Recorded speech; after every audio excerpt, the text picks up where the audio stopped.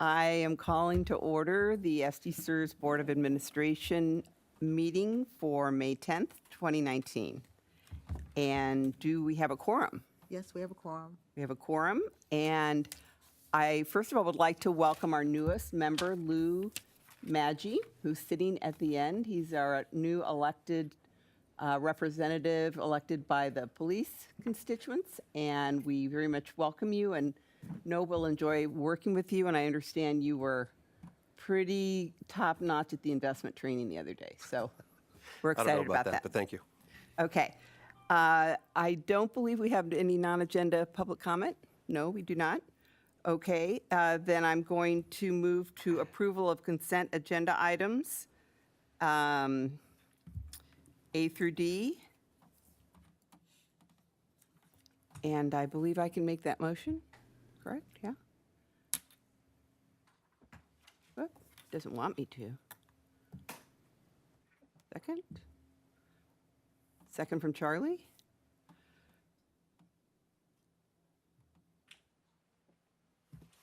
Ready to vote? All votes are in. And that motion passes 10-0. Carol, you're not, Is 10 in here? you're off. You know, I think you're right. You would leave I that- think my, Does she can we need to log redo it? off? I feel like my screen's not responding properly. Log off and log back on. Oh, how do you do? I did have a button. I can't do this one? Yes. Tap what it does Okay. first. I think she can back up, stay log in button again. maybe.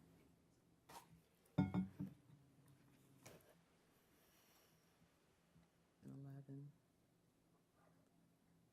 Do I, Want her to redo it? pardon me? Do you want her to redo it? I need a do it in button the if I'm going to minutes. vote, I right? can change it in the minutes. Right. Do we just want to, I could put it in the minutes. just put it in the minutes, yeah. I voted in favor. Okay, 11-0, thank you.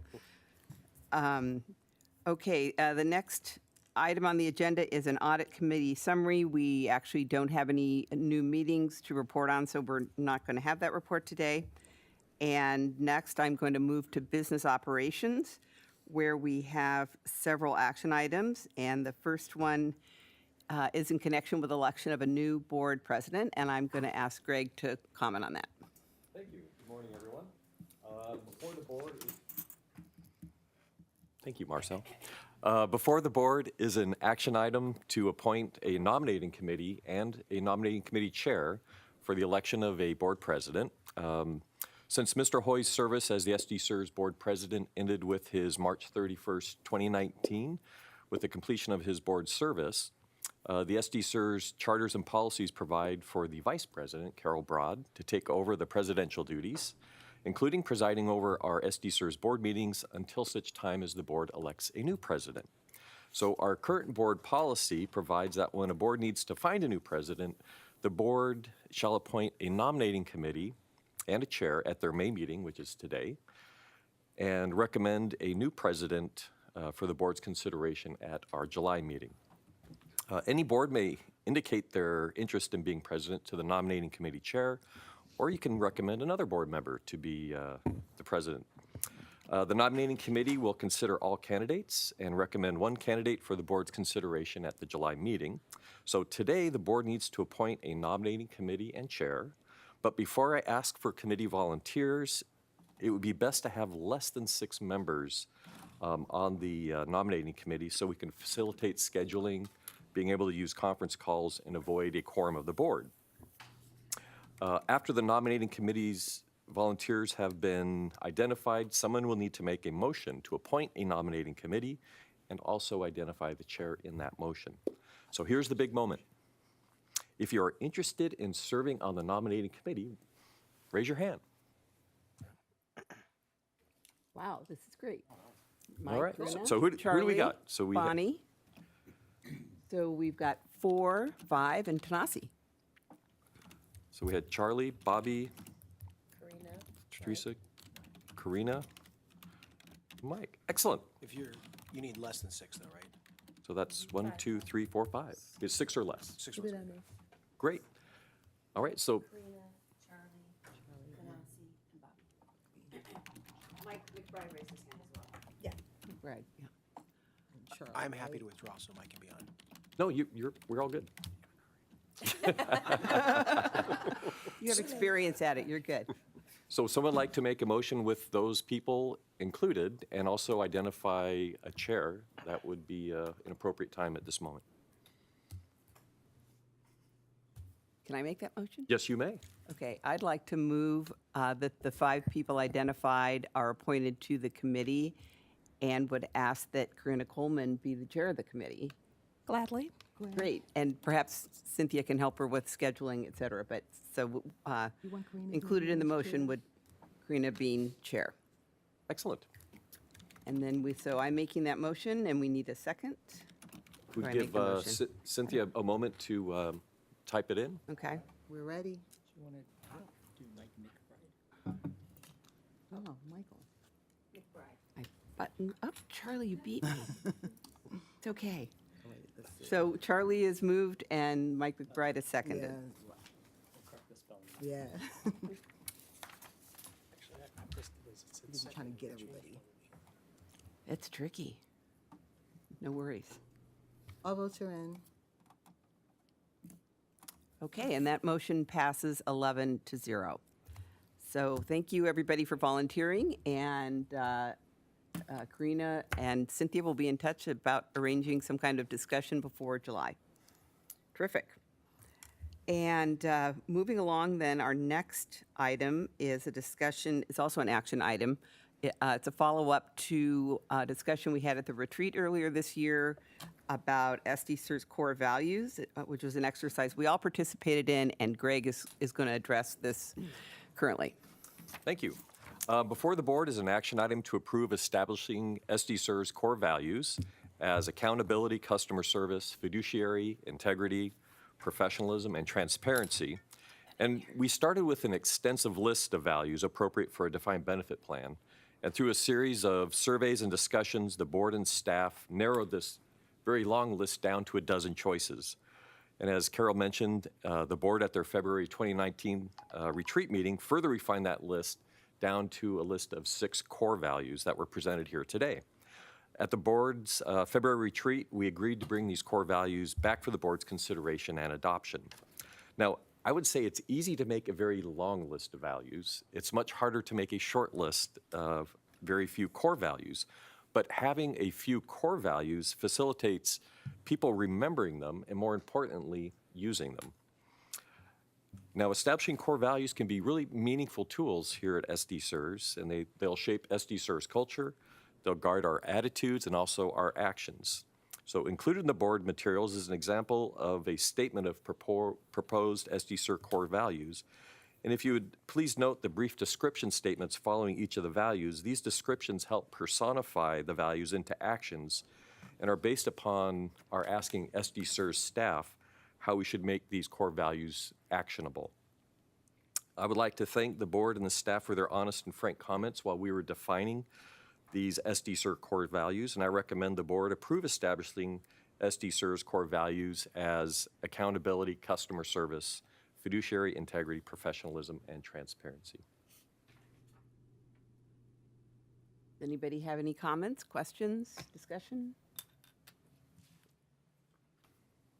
I have one question, not about the values themselves, but what's the next step with this? How are we going to transmit this? Are we going to put it on the website, send it to vendors? What are we going to do?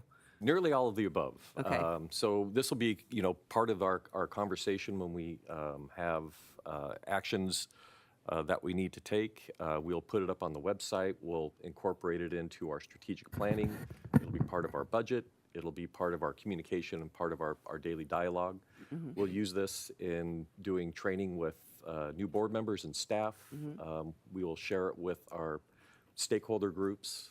So it'll be part of our conversation, much like our mission statement is part of our conversation and our vision. Very good. Okay, so if there's no discussion, we can have a motion to approve the values. And a second. So Almus has moved, Jeffrey has seconded. Ready to vote?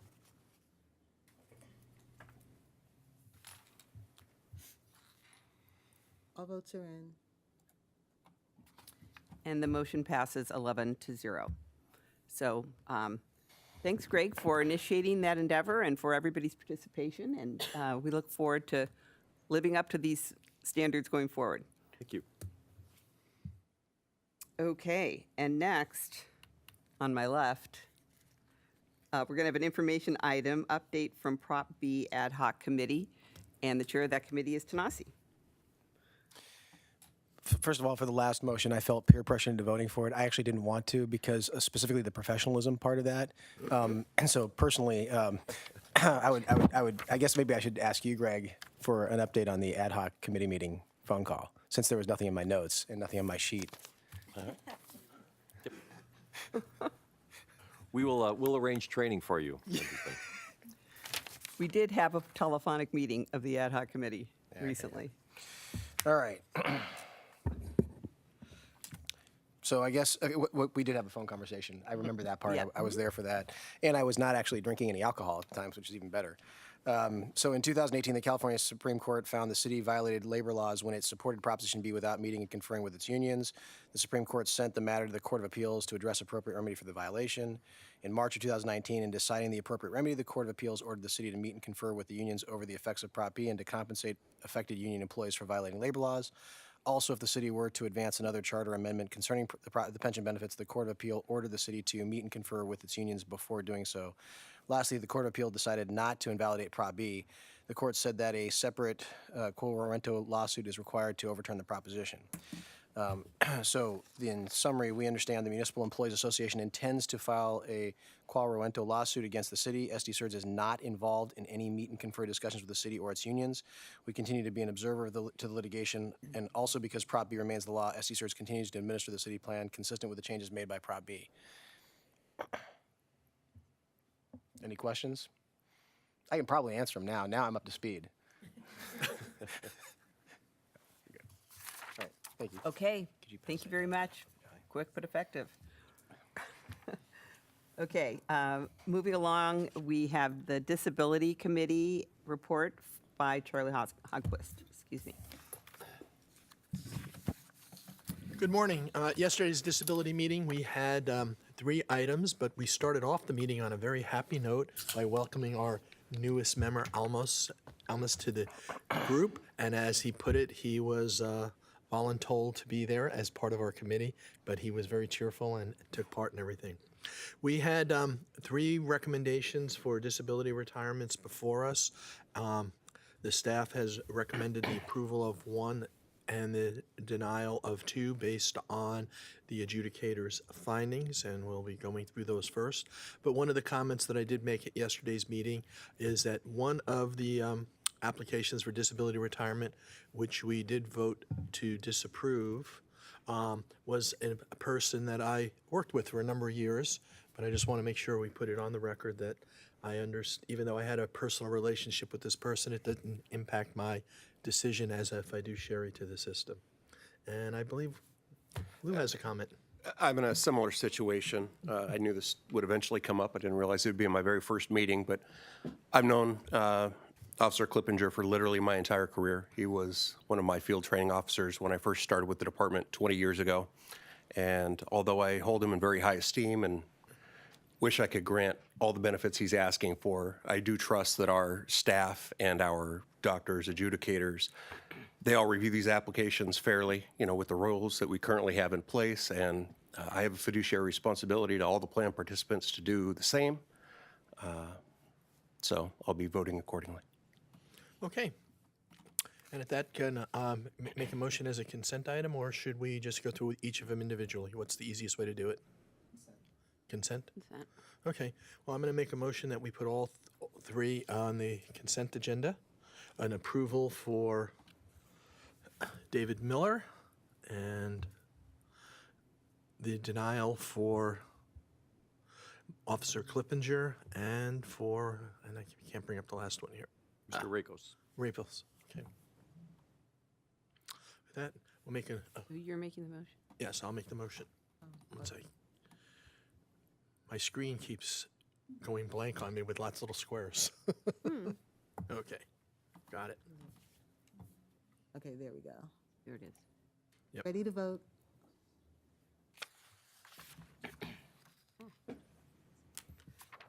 All votes are in. Okay. And the motion passes 11-0. And we also got a status report on the disability applications that are pending. Our staff is doing a wonderful job speeding them along. The average wait time is down. We do not have an extraordinary number of applications in the queue, so we are doing very well at that standpoint.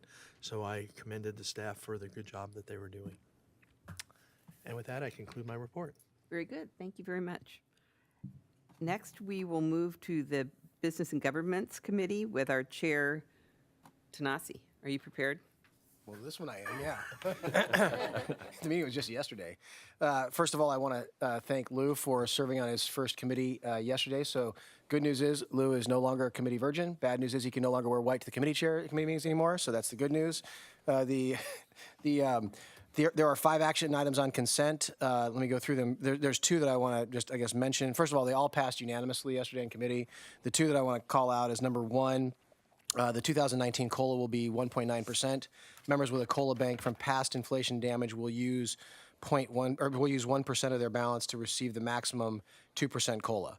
On item number 3, the staff's recommendation to adopt Rule 2.130. This was a new board rule which determines what pay is not pensionable compensation for new members for the Port and Airport Authority who are subject to the PEPRA plan's state law regulations. Does anybody have any questions or comments, or does anybody want to pull an item from the consent agenda? Seeing none, I will move to approve the consent agenda items. Ready to vote?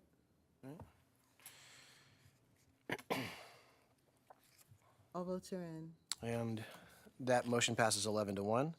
Under new business, SD Surds Insurance Broker, staff will be working with Gallagher Risk Management Services as SD Surds Insurance Broker of Record. Staff believes that Gallagher can help SD Surds obtain the best coverage and price for its insurance. As I understand it, they are replacing Marsh McClellan, and as I understand it, they were the insurance consultant we hired last year to review it.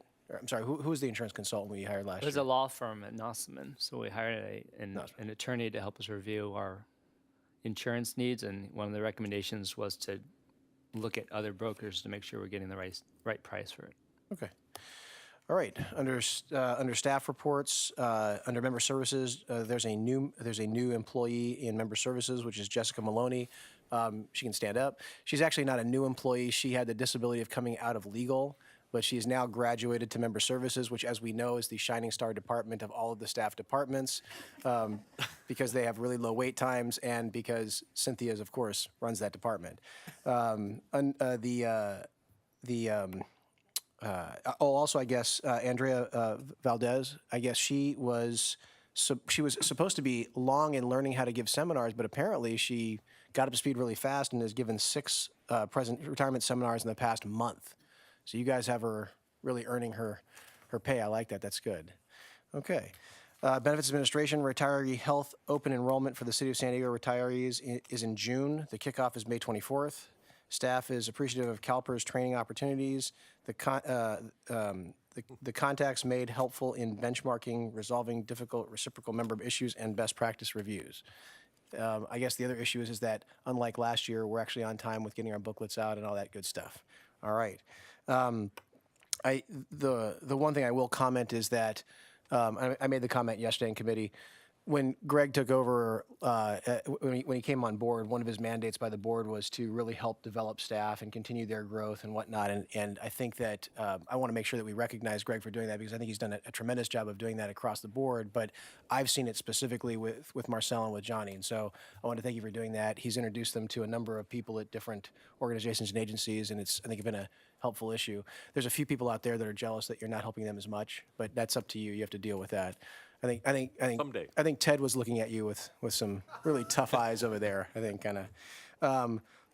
We also had, under information technology, staff's been working tirelessly on the Siren on-base system upgrade for the July board meeting cycle. For those of you who were here last time, it was supposed to be for this cycle, but for this meeting. But unfortunately, as technology is what it is. We'll be seeing this maybe in July.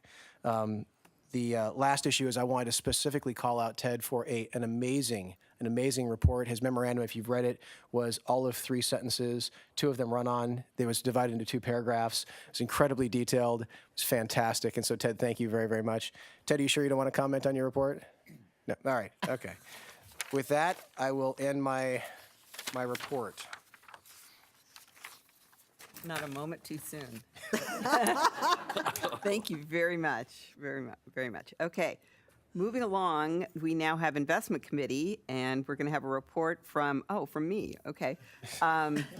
So yesterday, the Investment Committee met for 2.5 hours, I guess. It seemed longer. Seems longer than that. That can't be a 3.5. good sign. 1, 2, 3. Anyway, we had some really interesting presentations and want to talk to you this morning about 2 action items that are new investments that the staff has been working very hard on, and they're, I think, will be great additions to our portfolio. So Jamie's going to start with a proposed $20 million allocation to the Prudential Senior Housing Partners 6 for the real estate portfolio. Great. Yes, thank you. This investment would fit into SDSER's non-core allocation. This recommendation is consistent with the real estate strategic plan and the annual investment plan that was approved at the beginning of fiscal year 2019. After engaging in discussions, staff and Townsend have identified the PGIM Senior Housing Partners 6 as an opportunity that meets SDSER's real estate investment criteria and portfolio objectives. The PGIM Senior Housing Partners 6 is a closed-end, non-core senior housing fund.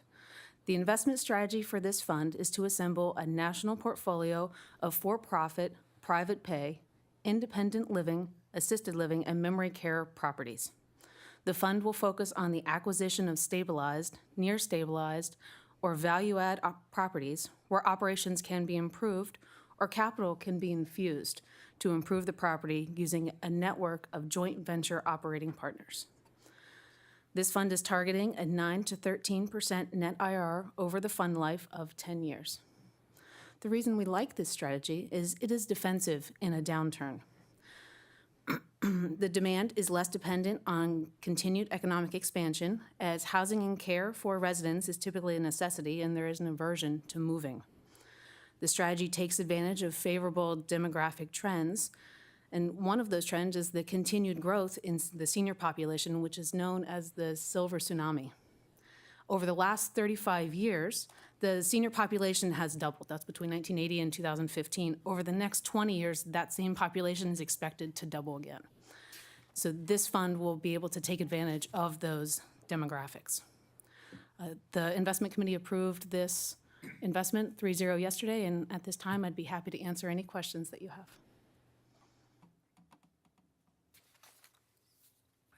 I'd just add that Prudential is an existing manager. We're in their core fund, PRISA. They're a very high-quality manager that we know. This is really one of the preeminent senior housing programs amongst the managers. It's been, 20 years they've been in senior housing, and they have a great track record. So. They do. Okay, thank you. So let's see. I can make this motion. Anybody? Yeah.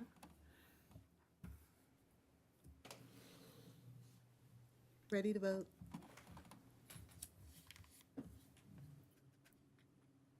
All votes are in. And the motion passes 11-0. Thanks very much, Jamie. Okay, next we're going to have Anders talking to us about another action item, which is making a 4% or 4%, I think it's $330 million allocation to managed futures, which will be coming out of our Opportunity Fund allocation. And tell us about it, Anders. Thank you, Carol. Good morning, everyone. As you may remember, at the March meeting, the board approved a 4% allocation to managed futures. So this action item is to implement that allocation using 3 different managers. And this item was approved yesterday at the investment committee unanimously. And it's a combination of a year's worth of educational presentations and investment manager meetings to find who we believe is the best fit to fill the SDSER's managed futures portfolio. So the big question we're all asking is why should managed futures be a part of STSR's investment portfolio? Like many other pension plans, STSR's biggest risk is equity risk in the portfolio. And one of the key views of Nobel Prize economist Dr. Markowitz's modern portfolio theory is that the more efficient investment portfolios can be created by using diversifying assets that have low to negative correlation with each other. So to reduce STSR's equity risk, we need to find assets which have a negative correlation to equities, and managed futures has historically exhibited negative correlation to equities.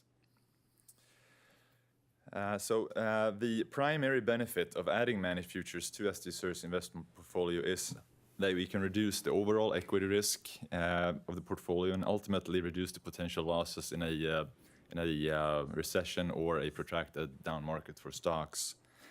And I'm going to start by explaining a little bit about how we got to these three managers and then cover how each manager fits in the portfolio as a whole. So through the due diligence process, staff and consultant identified several managers, and we met with them who we found had interesting strategies that we thought could be a potential fit for the managed futures program. And we identified important characteristics that can be diversifying to a managed futures portfolio, such as number of markets traded, volatility targets for each manager, and also how fast each strategy reacts to changes in market trends. This helped us narrow down the list to 4 candidates who we included in the portfolio construction process.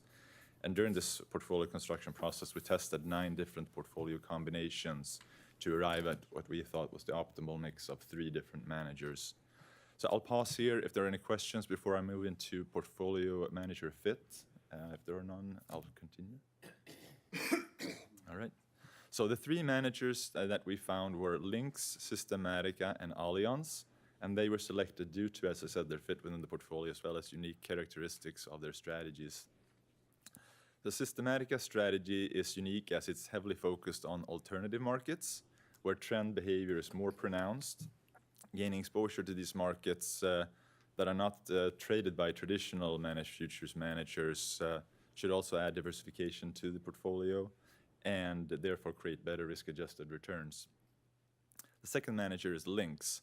Lynx is a higher volatility strategy that should help counterbalance equity markets when they are experiencing high volatility, and they are also faster to react to changes in trends, which I mentioned earlier as an important characteristic. So that means that they should help total fund gain exposure to new trends faster than other managed futures managers. The third manager is Allianz. They have a low volatility target, and that will act as a great diversifier to Lynx and should help reduce impact from Lynx's faster reacting strategy in markets with rapid trend reversals. And due to the low volatility target, they will also exhibit the better risk-adjusted return characteristics for the portfolio. So with that, I am done with my remarks. So if there are any questions, I'd be more than happy to answer them. Questions, comments? Okay. The committee did vote 3-0 in favor of this. There's been a significant amount of work by Aon and staff, and I think we really feel good about this recommendation. So at this point, I can move to vote.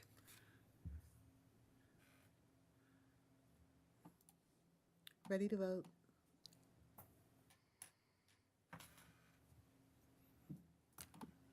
All votes are in. And that passes 11-0. And again, thanks, Anders. Thanks, Liza, Aon Hewitt, everybody who spent quite a lot of time on this over the last year. And now we're joined by Dimitrios. Yeah. And we're going to have a very brief comment on a non-action item, which is the 2019 Investment Program Risk Assessment. Thanks, Carol. We complete this risk assessment every 3 to 5 years to take a look at what the risks of running the investment program are. This was a pretty big item on the investment division's to-do list for the year, as it was an item on the fiscal year 2019 action plan.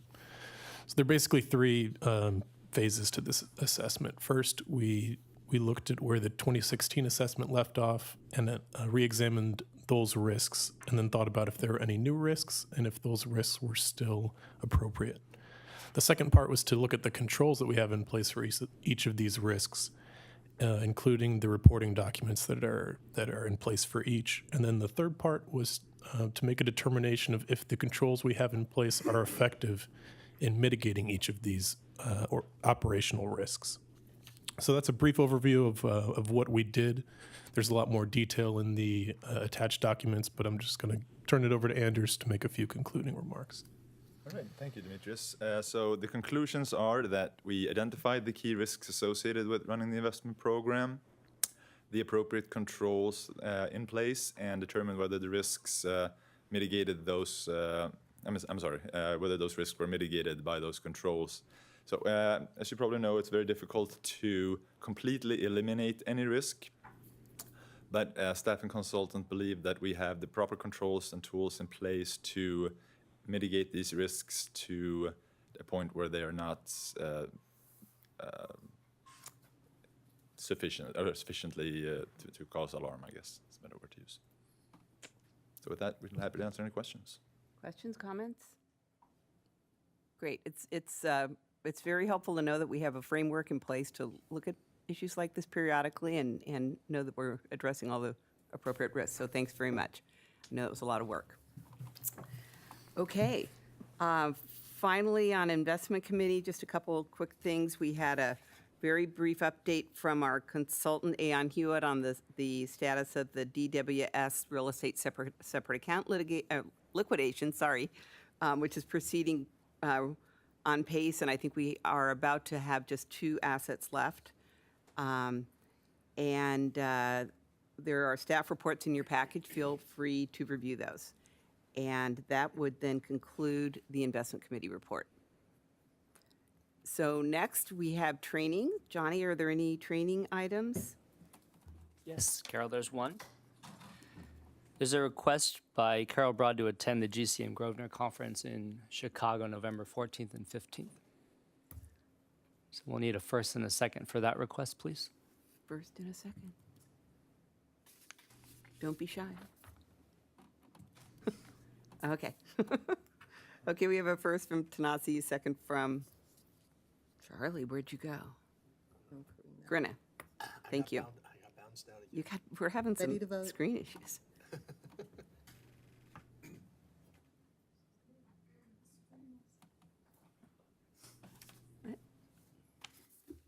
All votes are in.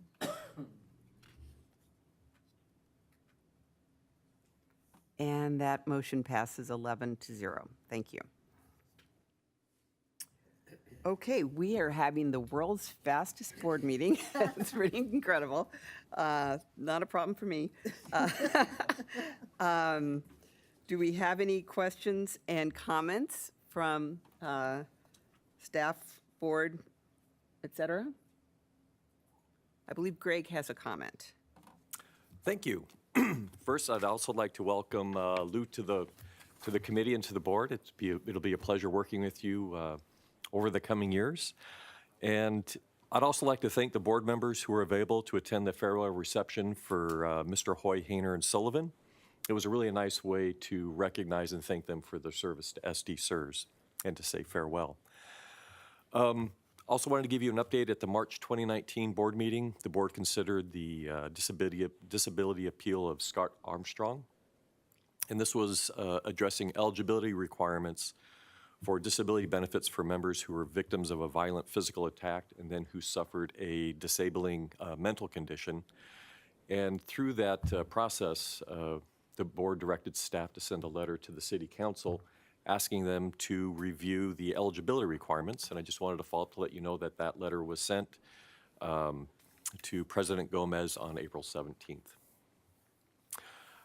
We also had a meeting with the city council's new members, Moreno and Montgomery, and their chiefs of staff.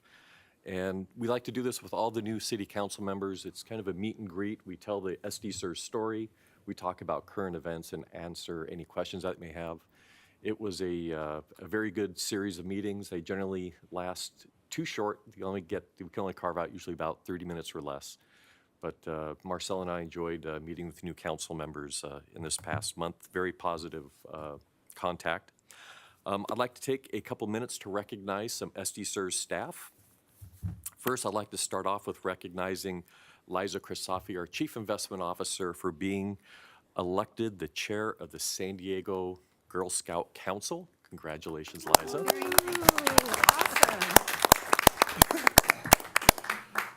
We certainly encourage all of our team members to get involved, not only in work-related organizations, but also be active members of our community.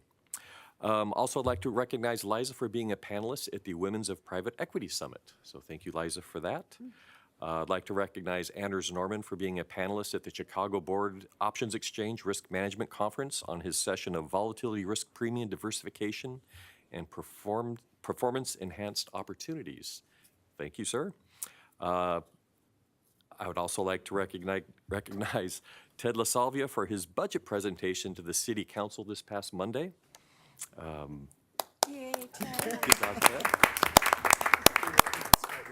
And it was very nice. It was a very short, efficient presentation, and I wanted to pass on some complimentary remarks from Barbara Bry, who was the pro tem coordinating the budget, but she was very complimentary of this board and the work that we do here and making sure that we can deliver the benefits when promised. I'd like to recognize Fong Nguyen, our Benefits Administration Supervisor. He graduated the city's Supervisor Academy and apparently with honors. There was a communication that said, Fong consistently contributed his knowledge and great questions to this class. His intelligence, great attitude, and knowledge make him an exceptional employee. I look forward to seeing how his career continues to progress. So that came from HR assessment of Fong's participation. I'd also like to recognize David Bond in his implementation of the uninterruptible power supply. On April 1st, we had a holiday, and so we brought the system down to plug in these new batteries to help us ensure that our system stays safe. And I will say we had 2 of the 3 units successfully installed. Regrettably, the 3rd unit came with the wrong power plug, if you can believe that. So we're going to have to. Works in China, though, right? Yeah. So we're going to have to install the 3rd unit at a later time. But what was amazing and noteworthy was we powered everything down, changed the batteries, you power everything back up, and something breaks. And at this time, it was the router to the city. It would not reboot. I think the technical term is that it died. But fortunately, our IT support vendor, Zensar, they were on site, on call, and they ran down to the warehouse, got us a new router. And I wanted to give special recognition for Dave and our embedded IT consultant from Atos, Mark Griego, for making sure that we got that router back up so that when employees came in the next day, we were actually able to service our members and the information systems were available. So thank you, David, and thank you, Mark. I'd like to recognize Melanie Peter and Johnny Tran for their work filing the Statements of Economic Interest, also known as Form 700. Each received a personally signed letter of appreciation from the city clerk. I'd like to recognize Susan Youngflesh, Catherine Pena, and Johnny Tran for a very complimentary letter from a member. And I just wanted to take a brief second to grab a couple comments out of the letter. It starts off pretty rough, but it gets better, so hang in there with me. It says, as a retiree of the city of San Diego, I never anticipated having so many issues arise in collecting my retirement pension. I will assure you, you will be glad to hear, however, that absolutely none of those issues were the result of any act or failure to act by anyone within your organization. I'm extremely thankful and appreciative for the highest level of professionalism and competence demonstrated by your organization.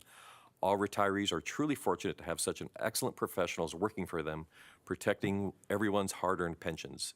Ms. Youngflesh, Ms. Pena, and Mr. Tran should all be commended. So thank you, each 3 of you. Thank you very much.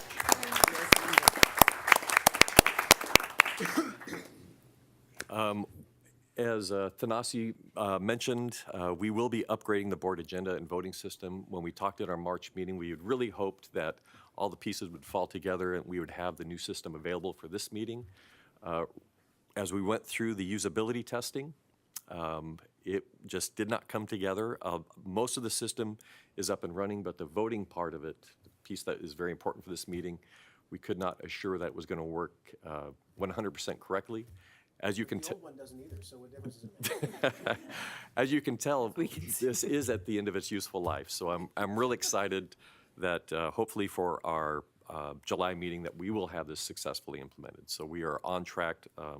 We'll be doing training. We'll be having an open house. Regrettably, that falls kind of over the 4th of July holiday, so we'll have some open times. We'll also try to provide some training before the meetings.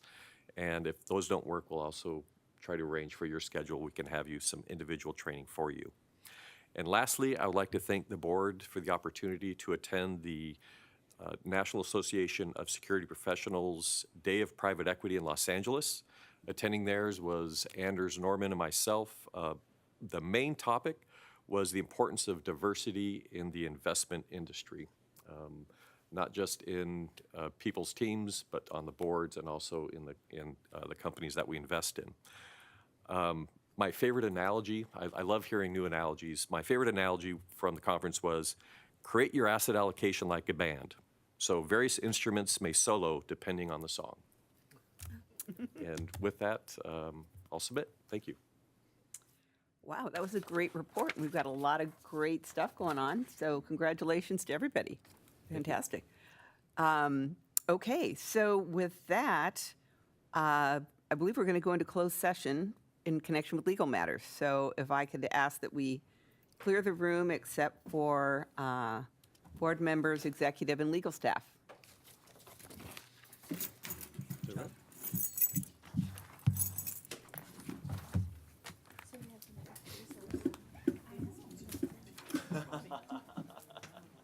Not yet. Yes. This is what I. Just leave it. Okay. That's what I gave to Carol.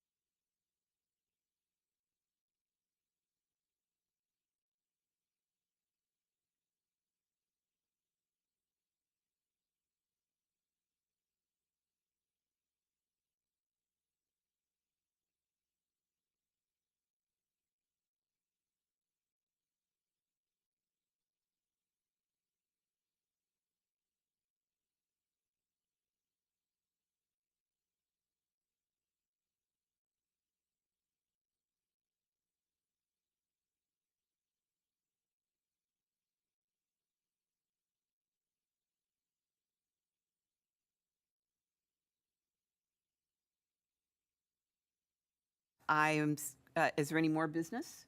No more business? Then the meeting is adjourned. All right.